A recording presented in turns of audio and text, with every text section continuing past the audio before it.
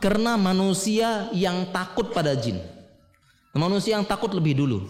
Contohnya misalnya yang sering kita lihat di Indonesia ini, ada pohon angker, pohon beringin katanya. Manusia lewat di situ tiba-tiba misi mbah gitu. Sebenarnya pohonnya ndak angker, pohon biasa sebenarnya. Kemudian lewat manusia lagi misi mbah. Lewat manusia lagi misi mbah. Qadarullah ada jin lewat di situ. Mungkin sedang lewat di situ. Tiba-tiba kok saya berdiri di depan pohon ini semua manusia nunduk sama saya ya. Padahal sebelumnya saya takut. Kira-kira bagaimana seseorang yang rendah tiba-tiba langsung tinggi gitu, gimana kira-kira? Senang apa enggak? Senang bahasanya ya. Bahasa orang Sumbawa tek elong gitu ya. Ya tiba-tiba langsung ini. Akhirnya gimana? Akhirnya dia betah di pohon beringin tersebut. Nah di sini nih kedudukan saya tinggi. Biasanya saya takut sama manusia, sekarang manusia lewat misi mbah, ya gitu ya. Masalah manusia lewat lagi misi mbah. Berarti saya hebat sini gitu ya.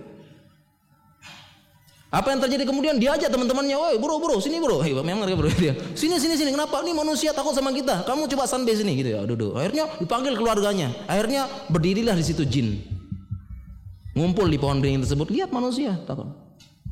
Kemudian manusia mungkin lihat manusia takut, semuanya hampir satu kampung takut, makin berani jin tersebut. Mulailah berani ngeluarin suara-suara. Ya, suara nakut-nakutin. Mulai berani ngeluarin suara. Manusia makin takut lagi. Manusia kemudian datang, ada bisikan setan kasih sesembahan, makin ngumpul setan di situ. Manusia kasih sesembahan, makin berani setan, makin berani nampakkan diri di anu tersebut. Karena dia berani nampakkan diri karena manusia takut.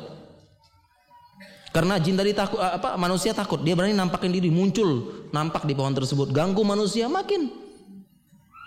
Jadi sebab pertama kenapa jin berani ganggu kita, karena kita takut duluan sama dia. Makanya tadi salah satu guru saya itu yang tadi saya ceritain tadi, yang dia pukul kepala setan itu kalau setan nampang ke kita, udah deketin dia pukul langsung dah dia takut sama kita. Masalahnya setan nampang cuma diem doang, manusianya lari gitu. Lari takut dan sebagainya. Padahal dia cuma diem gini kan. Iya gak? Setan itu kan cuma diem doang gini kan. Setan muncul tuh apakah dia langsung mau cekek mau apa, diem gini doang. Tapi manusia langsung lari. Kenapa? Ini takut. Kenapa? Karena akidah sudah rusak. Kenapa? Karena film-film itu ada suster ngesot, dokter ngesot, Masya Allah. Itu kena. Sehingga terpapar ini akidah kita, takut sama ini. Takut sama setan. Harusnya kita takut dengan godaan setan, bukan takut sama setannya. Enggak berani.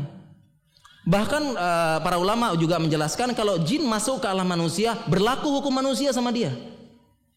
Kalau ditusuk ya, kalau dipukul ya dia sakit, kalau ditusuk ya mati dan sebagainya, sebagaimana kisah Nabi sallallahu alaihi wasallam. Ada yang baca hadisnya belum? Sudah pernah baca hadisnya? Nabi sallallahu alaihi wasallam sedang sholat, tiba-tiba ada setan ganggu, kemudian beliau cekik langsung lehernya, dicekik setan tersebut oleh Nabi SAW, ditangkap sampai beliau rasakan dinginnya air liurnya, dicekik gini, cekik, ketangkap setan tersebut, cekik. Apa kata Nabi sallallahu alaihi wasallam? Kalau saya tidak ingat doa saudara saya Sulaiman, Rabbi habli mulkan la yang bagi ahli ahadim min ba'di. Apa doanya Nabi Sulaiman? Ya Allah, jangan engkau berikan kerajaan ya kepada seorang pun selain aku setelah ini, yaitu menguasai jin. Kalau aku tidak ingat doa saudaraku Nabi Sulaiman, maka jin yang aku tangkap ini aku akan taruh di halaman masjid dan menjadi mainan anak-anak. Pernah baca hadisnya kan? Berlaku hukum manusia, dihinakan sama manusia, ketangkap. Jadi jangan khawatir. Jadi Masya Allah, dia berani ganggu kita karena kita duluan takut sama dia. Makanya para jamaah sekalian, Masya Allah, kalau ada apa ya, misalnya pocong lah atau apa, jangan takut. Deketin dia, pukulin. Nah dia kan terikat gitu kan pocongnya sama terikat gitu. Nah itu dia dan sebagainya. Masya Allah ya. Dakwah semampumu.